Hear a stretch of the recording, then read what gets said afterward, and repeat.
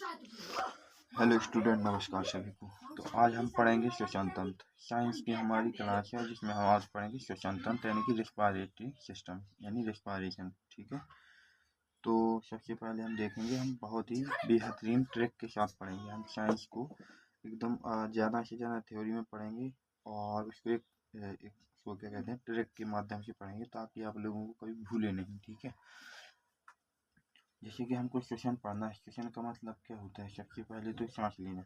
ठीक है, तो जैसे कि हमारा शरीर है यानी कि बॉडी, तो शरीर कैसा होता है?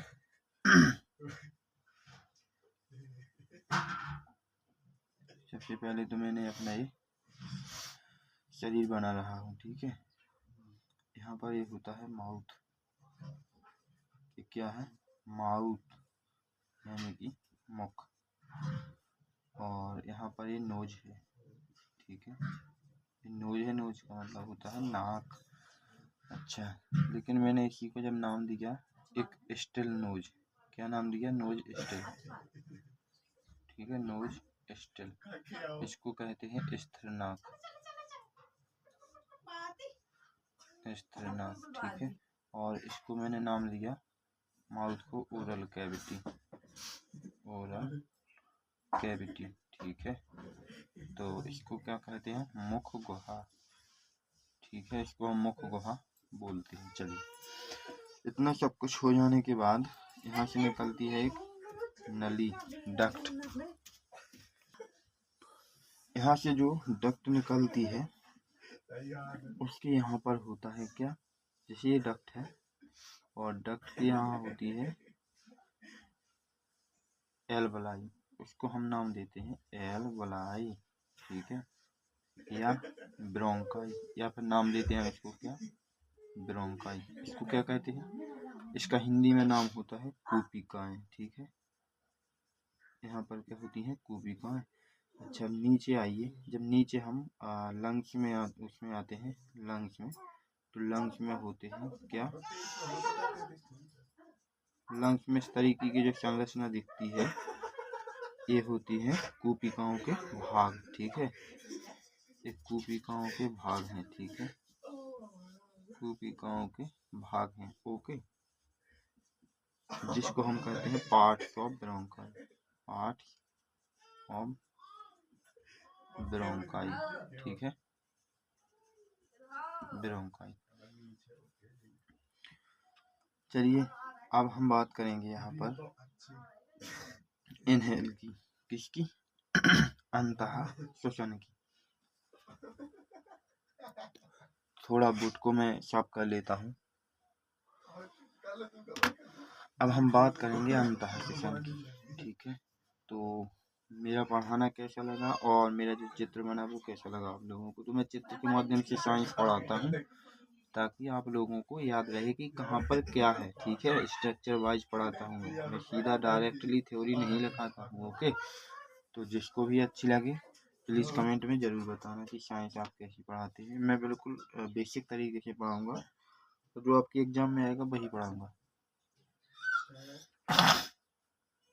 अब हम अपने शरीर में बात करेंगे इनहेल की। इनहेल का मतलब होता क्या है?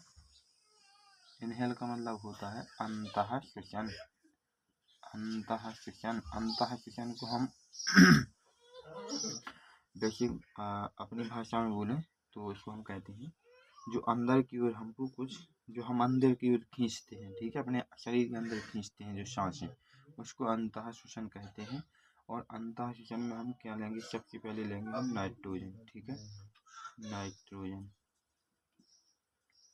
नाइट्रोजन कितनी लेते हैं? 78% लेते हैं। ठीक है, ऑक्सीजन कितनी लेते हैं हम? ऑक्सीजन कितनी लेते हैं? 21% या 20.95%। ओके, और इसके बाद में CO2 कार्बन डाइऑक्साइड कितनी लेते हैं? Carbon dioxide. Carbon die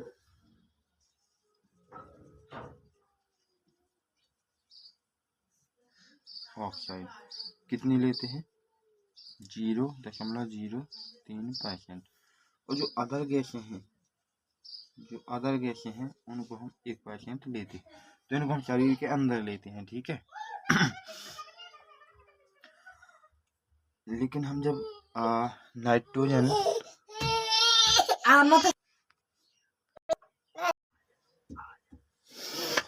तो अभी मैं क्या पढ़ चुका हूँ, इनहेल यानी कि अंतः श्वसन। अब मुझको पढ़ना है बहिर्श्वसन, ठीक है। अब मुझको बहिर्श्वसन पढ़ना है।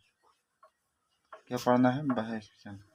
अब बहिर्श्वसन को पढ़ने के लिए मैं थोड़ा बोर्ड को साफ कर लूँ, इसके बाद मैं आपको बहिर्श्वसन पढ़ाऊंगा, फिर दोनों का डिफरेंस, ठीक है। अब जैसे कि बहिर्श्वसन यानी कि एक्सहेल, इसका मतलब होता है बहिर्श्वसन, ठीक है। बहिर्श्वसन में क्या पढ़ना है हमको। अब ठीक है, बहिर्श्वसन में भी हम क्या काम करते हैं कि जो नाइट्रोजन है उसको हम कितना छोड़ते हैं 80%। ऑक्सीजन को कितना छोड़ते हैं 17%। कार्बन डाइऑक्साइड को कितना छोड़ते हैं 4%।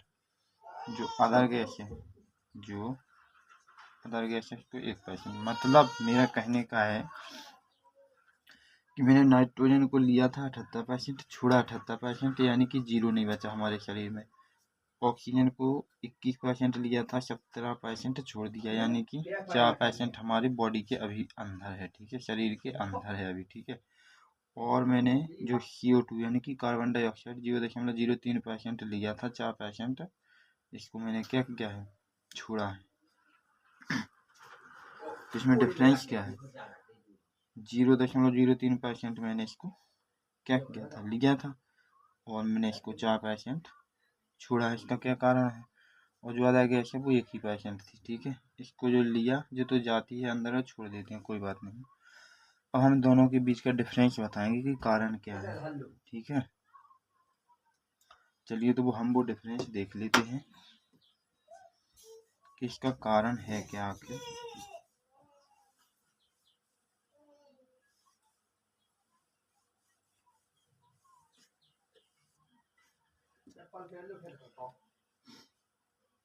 ये हो गया है अंतः श्वसन, यहाँ पर है अंतः श्वसन, और यहाँ पर है बहिर्श्वसन, ठीक है, बहिर्श्वसन। जब मैंने नाइट्रोजन को 78% लिया था और छोड़ा कितना था 78%, तो मेरे पास क्या बचा था शरीर में, कुछ भी नहीं, 0%। जैसा आया जैसे चला गया। इसका एक कारण है, क्या कारण है इसका कि दो नाइट्रोजन के मॉलिक्यूल, इन दोनों के बीच में एक त्रिबॉन्ड बनता है। क्या बनता है, एक त्रिबॉन्ड। इस त्रिबॉन्ड का मतलब क्या होता है, या फिर त्रियक बॉन्ड बोल दो इसको, त्रियक बॉन्ड बनता है, ठीक है। त्रियक बॉन्ड बनता है ना, तो इतना एक कठोर होता है, ठीक है। कैसा होता है, कठोर। और इसकी कठोरता के कारण दोनों नाइट्रोजन, एक नाइट्रोजन का मॉलिक्यूल दूसरे नाइट्रोजन के मॉलिक्यूल के साथ अभिक्रिया नहीं कर पाता है, ठीक है, अभिक्रिया नहीं कर पाता, ओके। जब अभिक्रिया नहीं कर पाता तो नाइट्रोजन जैसा ही हमारी ऑक्सीजन के रूप में जाता है वो वैसा ही बाहर निकल आता है, कोई इसके साथ छेड़छाड़ नहीं होती है, कठोर होता है। एक नाइट्रोजन का मॉलिक्यूल दूसरे नाइट्रोजन के मॉलिक्यूल के साथ अभिक्रिया नहीं कर पाता है, इसको हम त्रियक बॉन्ड बोलते हैं, जो बीच में है ट्रिपल बॉन्ड, ठीक है। ट्रिपल बॉन्ड, ठीक है, ट्रिपल बॉन्ड हम इसको बोलते हैं, ओके। तो सबसे पहले हम देखेंगे कि ये तो नाइट्रोजन की हो गई कहानी। अब देखें हम ऑक्सीजन को, ऑक्सीजन का क्या कारण है।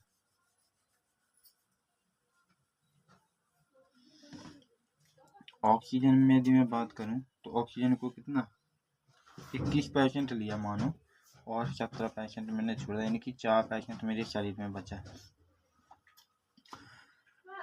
ये 4% हमारे शरीर में क्या हो जाता है, यूज हो जाता है, यानी कि उपयोग हो जाता है, ठीक है, उपयोग हो जाता है हमारे शरीर में।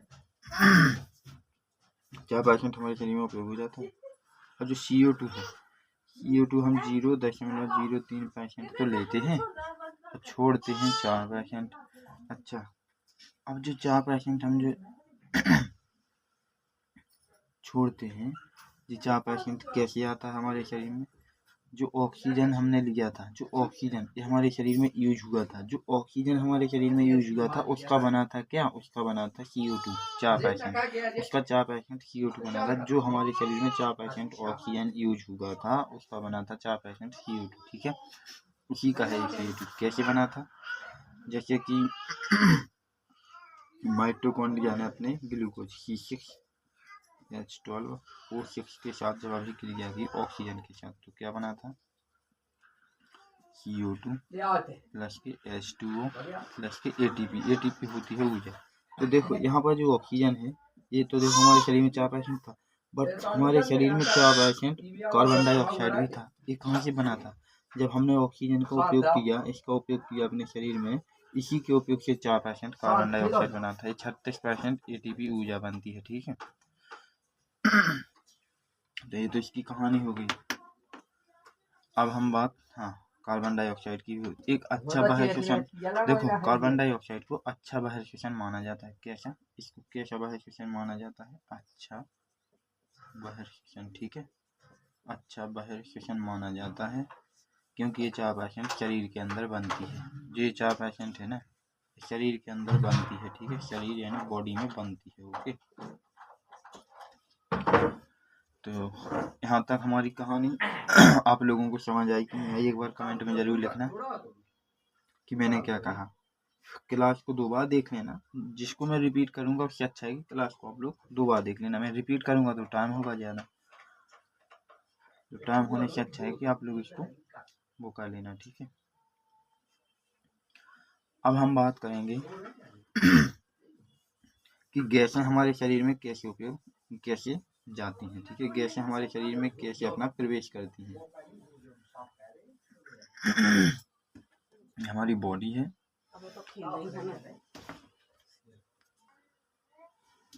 ये हमारी बॉडी है और ये गैसें हैं। ठीक है, ये गैसेस हैं। ठीक है, गैसें तो हमारे शरीर में कैसे प्रवेश करती हैं? सबसे पहले तो जाती हैं, कहाँ पर जाती हैं ये? सबसे पहले ब्लड में। गैसों में सबसे पहले लेंगे हम ऑक्सीजन।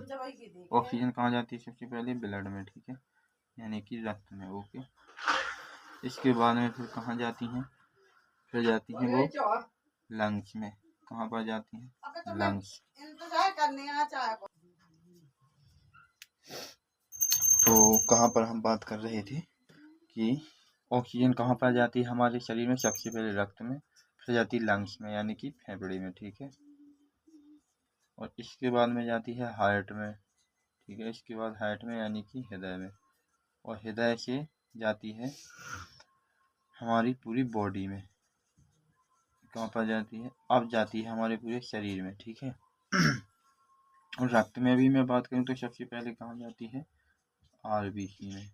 RBC का मतलब होता है रेड ब्लड सेल्स। ठीक है, इसका फुल फॉर्म होता है, जिसको नहीं पता, रेड ब्लड सेल्स। इतना लंबा कोई नहीं पूछेगा। ठीक है, RBC पूछेगा, जिसको हम हिंदी में कहते हैं लाल रक्त कोशिका। लाल रक्त कोशिका। ठीक है, लाल रक्त कोशिका में, तो लाल रक्त कोशिका में सबसे पहले ऑक्सीजन जाएगी, और लाल रक्त कोशिका का मतलब है कि हीमोग्लोबिन में जाएगी। कहाँ पर जाएगी? हीमोग्लोबिन में जाएगी। हीमोग्लोबिन में जाएगी। हीमोग्लोबिन का मतलब है आयरन कोशिका में जाएगी। आयरन कोशिका में जाएगी। आयरन कोशिका का मतलब है कि एक आयरन कोशिका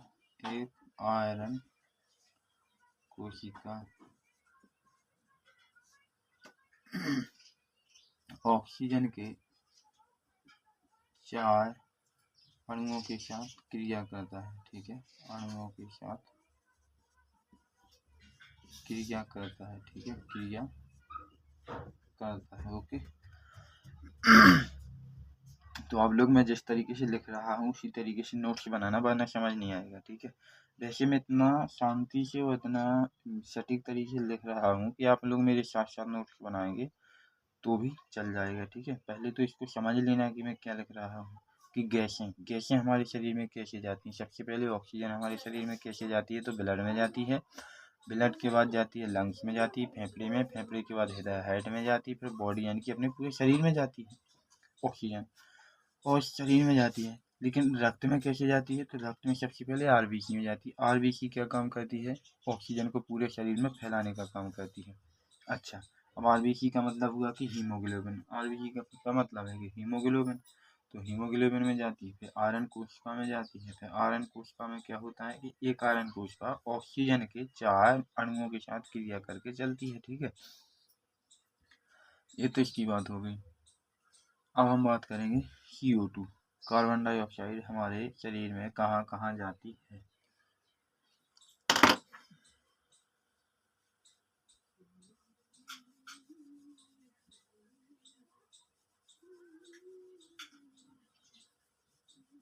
वो मैं जो भी टॉपिक पढ़ाता हूँ उसको कंप्लीट पढ़ाता हूँ, ठीक है। अधूरा मैं ना पढ़ा के जानता हूँ, ना मैं अधूरा अधूरा पढ़ाऊँगा, उसमें किसी का बेनिफिट नहीं है, ठीक है। यदि मेरे पढ़ाने से आप लोगों को 20% भी समझ आता है तो भी मुझे खुशी है। ओके, मेरी क्लास को बार बार देख लेना, एक नहीं तो 2 बार देख लेना, फिर आपको समझ आ जाएगा। अब हम बात करेंगे CO2, कार्बन डाइऑक्साइड हमारे शरीर में कहाँ कहाँ जाती है। CO2 यानी कि कार्बन डाई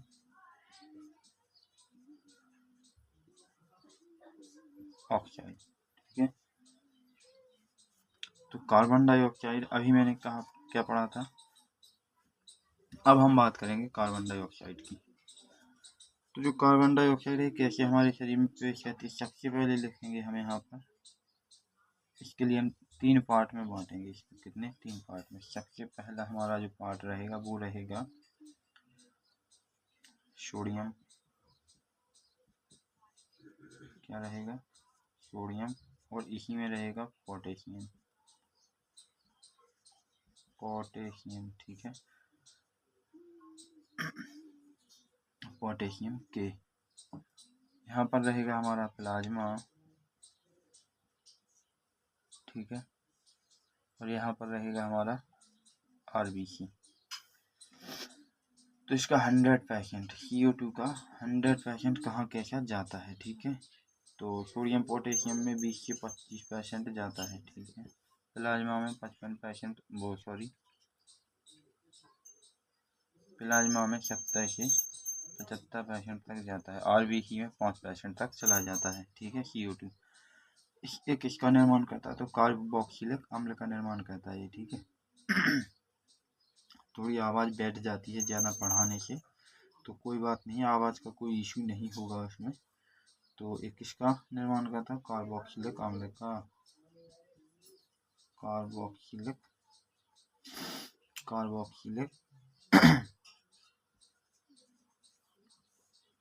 अम्ल का, ओके। और एक किसका निर्माण करता है प्लाज्मा? बाइकार्बोनेट का, ठीक है, बाइकार्बोनेट का, ठीक है, जिसको हम क्या कहते हैं? HCO3। तो ये तो हो गई इसकी कहानी, ठीक है, इसकी CO2 की, ओके।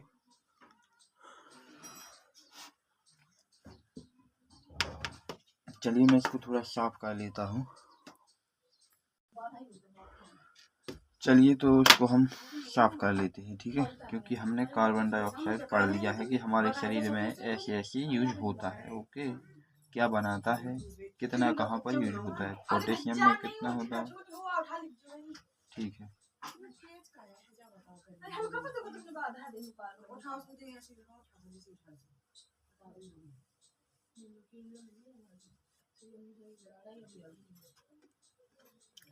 अब हम बात करेंगे यहाँ पर अंतर ऑक्सीजन और अनऑक्सीजन में। तो सबसे पहले हम देखेंगे यहाँ पर ऑक्सीजन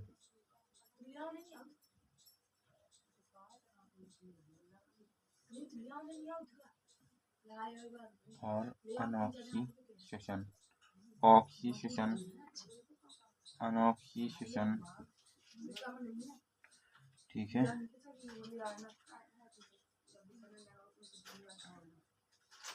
एरोबिक रेस्पायरेशन और एन एरोबिक, ठीक है। ये क्या होगा, एन एरोबिक रेस्पायरेशन, ठीक है। तो दोनों में देखना है हमको अंतर, ठीक है। तो सबसे पहले हम दोनों में अंतर देखेंगे। जो ऑक्सीजन होता है क्या है, वन ऑक्सीजन क्या है, ठीक है। यहाँ पर हम बात करेंगे सेल की, कोशिका की, ठीक है। कोशिका क्या काम करती है, हमारे शरीर में जाती है। शरीर में कहाँ जाती है, कोशिका से सबसे पहले ऑक्सीजन, कोशिका से जाता है ऑक्सीजन, कहाँ पर जाता है, माइटोकॉन्ड्रिया, वो हमारे माइटोकॉन्ड्रिया में, ठीक है। कहाँ पर जाता है, माइटोकॉन्ड्रिया में, ओके। जब ऑक्सीजन हमारे माइटोकॉन्ड्रिया में जाता है तो माइटोकॉन्ड्रिया में होता है ग्लूकोज C6H12O6, इसके साथ अभिक्रिया करता है तो क्या बनाता है, किसके साथ अभिक्रिया करता है, ऑक्सीजन के साथ। इस ऑक्सीजन के साथ अभिक्रिया की तो क्या बनाया, CO2 प्लस H2O प्लस के 36 ATP ऊर्जा, ठीक है। 36 ATP ऊर्जा बनाई। इसको नाम क्या देते हैं, 36 ATP ऊर्जा को, एडेनोसिन ट्राइफॉस्फेट, एडेनोसिन ट्राइफॉस्फेट, ठीक है, फॉस्फेट। अब देखना यहाँ पर हमने इस ऑक्सीजन का यूज करके 4% क्या बनाया था, CO2 बनाया था, ठीक है। इस प्रक्रिया को क्या कहते हैं हम, क्रेब्स चक्र, क्या कहते हैं, क्रेब्स चक्र, ठीक है। किसके द्वारा दिया गया था, हैंस क्रैब के द्वारा, ठीक है, हैंस क्रैब के द्वारा। यदि ना भी दिखे, मेरा लिखना ना भी दिखे तो मेरे मुँह से समझ जाना कि इस पूरी प्रक्रिया को कहते हैं, ऑक्सीजन की प्रक्रिया को क्रेब्स चक्र कहते हैं और हैंस क्रैब वैज्ञानिक के द्वारा दी गई थी, ठीक है। यही बात करेंगे अनऑक्सीजन में। अनऑक्सीजन का मतलब होता है कि जो ऑक्सीजन है इसकी कमी होती है हम लोगों के अंदर, ठीक है। कमी नहीं, बेसिकली अनऑक्सीजन का मतलब है कि मिल नहीं रही होती है, ये हम इसकी पूर्ति नहीं कर पाते हैं, तब हम इसको अनऑक्सीजन बोलते हैं। और सबसे पहले देखेंगे हम इसको कि कोशिका में तो क्या होती है, सेल में तो ऑक्सीजन होती ही है, बट जो कोशिका द्रव्य है,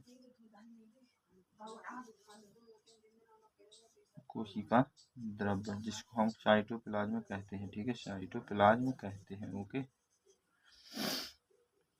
साइटोप्लाज्म क्या करता है, क्या काम करता है कि अपने ये भी क्या काम करता है, ग्लूकोज के साथ C6H12O6 के साथ जब CO2 की अभिक्रिया करता है तो ये क्या बनाता है, एक तो बनाता है लैक्टिक पायरुवेक अम्ल, क्या बनाता है,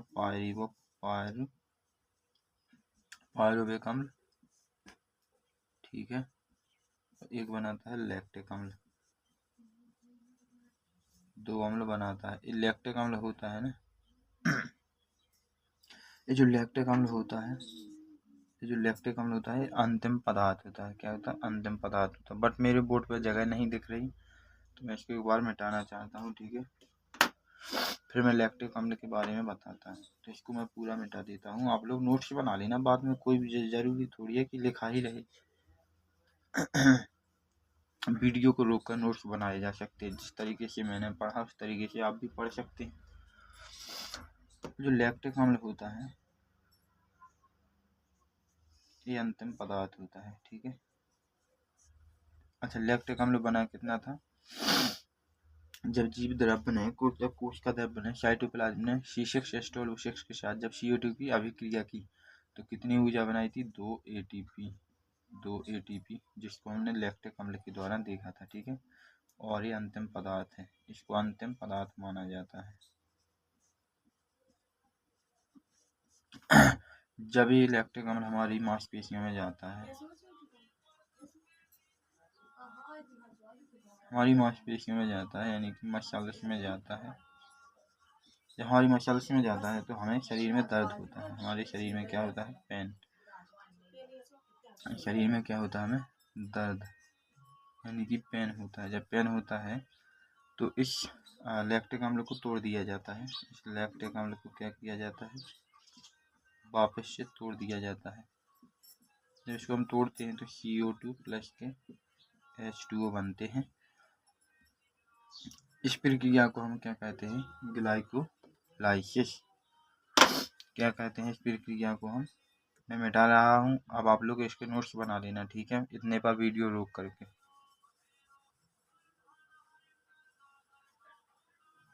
तो इस प्रक्रिया को क्या कहते हैं? ग्लाइकोलाइसिस। ग्लाइकोलाइसिस प्रक्रिया है जिसको हम ग्लाइकोलाइसिस कहते हैं, ठीक है? ग्लाइकोलाइसिस क्या है? तो ग्लूकोज के निर्माण से, ठीक है? ग्लूकोज के निर्माण से ग्लाइकोजन का निर्माण होता है, ठीक है? अब ग्लूकोज के निर्माण से ग्लाइकोजन का निर्माण होता है। इसको एक और नाम दिया जाता है EMP पाथवे। EMP पाथवे के द्वारा अनऑक्सीडेशन दिया गया था, ठीक है? पूरा नाम है एम्बर्सन मैरोफर पार्सन, ठीक है? तो ये मेरा सेशन और ऑक्सीडेशन कंप्लीट हुआ, और आप लोगों के लिए ये तो बहुत ज़रूरी है। किसी भी एग्ज़ाम को दे देना, कहीं भी कोई अलग से पूछेगा तो बताना, क्योंकि मैं और एग्ज़ाम ओरिएंटेड चीज़ पढ़ाता हूँ। बाकी मैं किसी चीज़ से उतना मतलब नहीं रखता हूँ, ठीक है? और बेसिकली जो थोड़ी थोड़ी चीज़ें पढ़नी हो तो कभी निकाल के टाइम और लॉन्ग मैराथन बना देंगे, उसको भी पढ़ सकते हैं आप लोग। तो आज के लिए बस इतना ही, और यदि आप लोग चाहें तो जिसको भी बैच के रिगार्डिंग कोई भी प्रॉब्लम हो, या बैच जिसको परचेस करना है, साइंस का हो, पॉलिटी का हो, तो हमारा इंस्टीट्यूट है मानवेंद्र क्लासेस के नाम से, ठीक है? हमारा इंस्टीट्यूट है मानवेंद्र क्लासेस के नाम से।